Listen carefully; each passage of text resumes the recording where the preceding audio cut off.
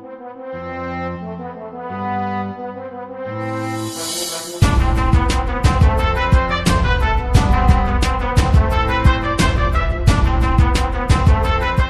पिछले एपिसोड में हम देख चुके हैं मोयान के द्वारा शादी के ऑफर को ठुकराए जाने पर एल्डर फेन्युआन मोयान पर बहुत भड़क जाते हैं। मोयान को बेइज्जत करने की नाकाम कोशिश करते हैं, हालांकि वो ये कर नहीं पाए। फिर हमने देखा कि मोयान के फादर ने मोयान को कन्विंस कर लिया मिशकिन के साथ शादी करने के लिए। मोयान अब एक बद्दी बनने जा रहा है जिसे अपनी वाइफ को प्रोटेक्ट करने के लिए पावर्स चाहिए। इसी कारण वो अपनी पावर्स को बढ़ाना स्टार्ट कर देता है, जिसके बाद मोयान का सामना हो जाता है मूचेन से। सो यहीं से अब हमारे एपिसोड नंबर 3 की स्टार्टिंग होती है। एपिसोड नंबर 3 की स्टार्टिंग में दिखाया जाता है मूचेन मोयान की कॉलर पकड़ के कहने लगा, मोयान ये सब तेरी वजह से हुआ है। कल तूने वेटर के हेड को मारा और तूने मेरे फादर को ही मजबूर किया कि वो तुम्हारे सामने झुके। तुझे क्या लगता है कि तू बहुत होशियार है? लिए बेहतर यही है कि तू मेरे फादर के सामने जाकर नील कर। लेकिन मोयान को तो उसकी धमकी से कोई फर्क नहीं पड़ रहा था। मोयान उससे कहता है नील डाउन, आई एम सॉरी। जो सुनकर मूचेन उससे कहता है हाँ ऐसे। अब मूचेन मोयान को दोबारा धमकाते हुए कहने लगा,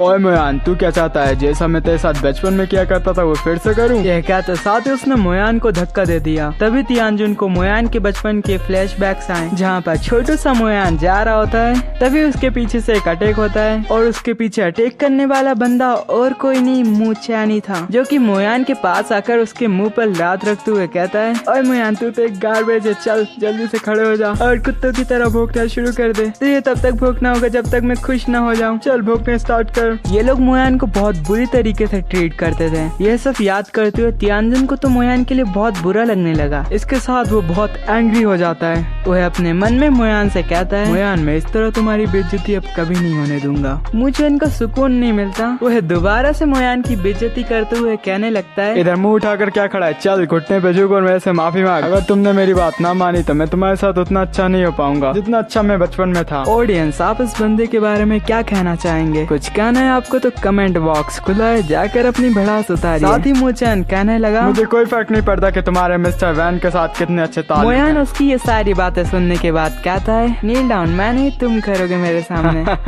तुझे क्या लगता है कि तेरे मिस्टर वैन के साथ थोड़े से रिलेशनशिप अच्छे हो गए तो तू मेरे को झुकाएगा अपने सामने? लगता है कि तू भूल चुका कि तेरी औकात क्या है। चल मैं तेरा भाई होने के नाते तुझे तेरी औकात दिखाता हूँ। मूचेन अपनी पावर्स को एक्टिवेट करके मोयान को घूंसा मारने के लिए निकल चुका। वो अपने एक छोटे से हाथ से मोयान को मारना चाहता था। मोयान भी कहाँ चुप रहने वाला था। वह भी अपनी पावर्स को एक्टिवेट करते हुए कहता है, अब मैं तुझे बताऊंगा कि असली कचरा कौन है। ये कहने के बाद मोयान ने अपनी जेट डिस्ट्रॉयर टेक्निक को यूज करा, कारण उन दोनों के पंच एक दूसरे से टकरा जाते हैं। इसकी वजह से काफी ज्यादा एनर्जी निकलना शुरू हो गई। इस एनर्जी की स्ट्रेंथ इतनी ज्यादा हो गई कि वहाँ रखा हुआ फर्नेस भी गिर जाता है। मोयान का अटैक रोकते रोकते मूचेन की हिम्मत भी हार मान लेती है। मूचेन की उंगलियों में बहुत तेज दर्द होना शुरू हो गया था, इसलिए वो चिल्लाते हुए कह रहा था, मम्मी मुझे बचा लो, ये मुझे मार देगा।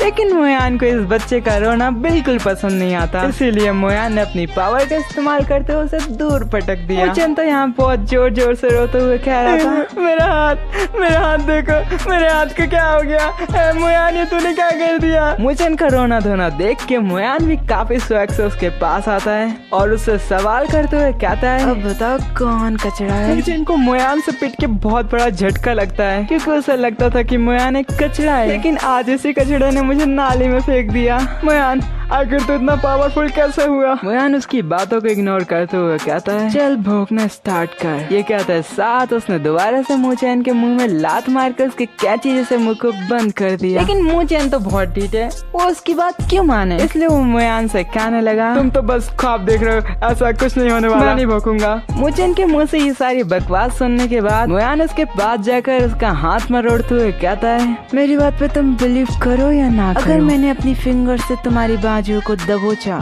तो इसका ठीक होना नामुमकिन है। ये सुन के तो मूचेन भैया की तो फट गई। वो मोयान से कहता है, मोयान हम दोनों तो भाई भाई है ना, तो फिर तुम मेरे साथ ऐसा क्यों कर रहे हो? जो सुनकर मोयान उससे कहता है, जल्दी भौंकना शुरू करो, मेरे पास इतना टाइम नहीं है। ये कहने के बाद मोयान ने उल्टी गिनती गिनना स्टार्ट कर दिया। 3, 2। अच्छा मैं भौंकता हूँ, रुक।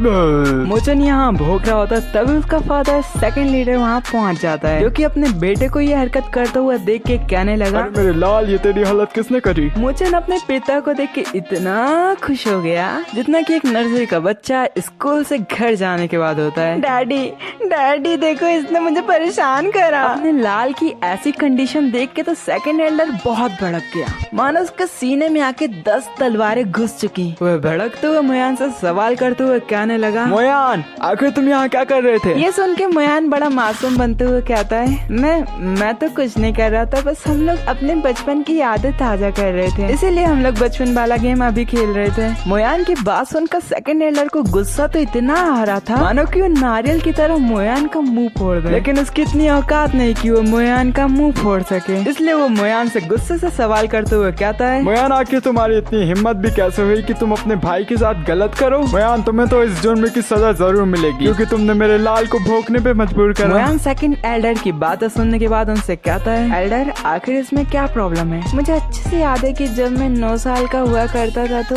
आपका बेटा मुझे ऐसे ही ट्रीट किया करता था, ये तो बस खेल है, ये आप मेरे फादर से कहते थे। जो सुनकर सेकंड एल्डर बात को कवर करने के लिए कहता है, तब तो तुम बच्चे थे ना, बच्चे तो इस तरह के खेल खेलते रहते हैं। सेकंड एल्डर के तो ये बात सुनकर मोयान को तो और ज्यादा गुस्सा आ गया। फिर मोयान गुस्से से कहता है, फिर मैं जब 12 साल का हुआ तो मोचन मुझे पंचिंग बैग की तरह इस्तेमाल करता था, और जब मैं 15 साल का हुआ तो उसने मुझे पेड़ पे लटका के मारा था। क्या आप इन सब चीजों को बच्चों का खेल कहते हैं? सेकंड एल्डर तो खुद ही अपने बच्चों को ये सब करने के लिए कहता था, इसलिए वो मोयान से कहता है, ये सब तो पुरानी बातें हो गयी, लेकिन अब तुम्हें अपने ब्रदर के साथ ऐसा नहीं करना चाहिए। क्या ब्रदर? ये मेरा ब्रदर नहीं हो सकता, जैसा कि तुम लोगों ने मेरे साथ ट्रीट करा हुआ सर, मैं भी तुम लोगों को ट्रीट करूंगा। सेकंड एल्डर भी बहुत कमीना था, इसीलिए वो मोयान से सवाल करते हुए कहता है, तुम्हें क्या लगता है कि तुम मिस्टर वैन के थोड़े से करीब हो गए तो तुम कुछ भी कर लोगे? मैं तुम्हें अभी ही मार दूंगा, ना होगे तुम और ना यहाँ पर आएगा मिस्टर वैन। ये कहते साथ सेकंड एल्डर अपनी पावर को एक्टिवेट करते हुए मोयान पे अटैक करने के लिए आगे बढ़ गया। मोयान भी थोड़ी ना छोटा बच्चा जो उससे डर जाएगा, मोयान भी रेडी हो जाता उसके अटैक को डॉज करने के लिए। इससे पहले कि इन दोनों के बीच मजेदार युद्ध हो पाता, वहाँ पर मोयान के फादर आ जाते हैं, जो कि आते साथ ही सेकंड एल्डर से कहने लगे, आप जरूरत से ज्यादा ही अहंकारी हो रहे हैं। ह्यूएन और मोचन दोनों हमारी फैमिली के बच्चे हैं। इस उम्र के बच्चे को दरमियान लड़ाई होना तो बहुत साधारण बात है, लेकिन तुम तो मेरे बेटे को मारना चाहते थे। क्या तुम ये बात को भूल चुके कि वो चेयरमैन का बेटा है? आज जो कुछ भी हुआ आगे चल के ऐसा बिल्कुल नहीं होना चाहिए। सेकंड एल्डर भी यहाँ अपनी एक्सप्लेनेशन देना चाहता था, लेकिन चेयरमैन तो उसे चुप कराते हुए कहता है, क्या तुमने मेरी बात नहीं सुनी?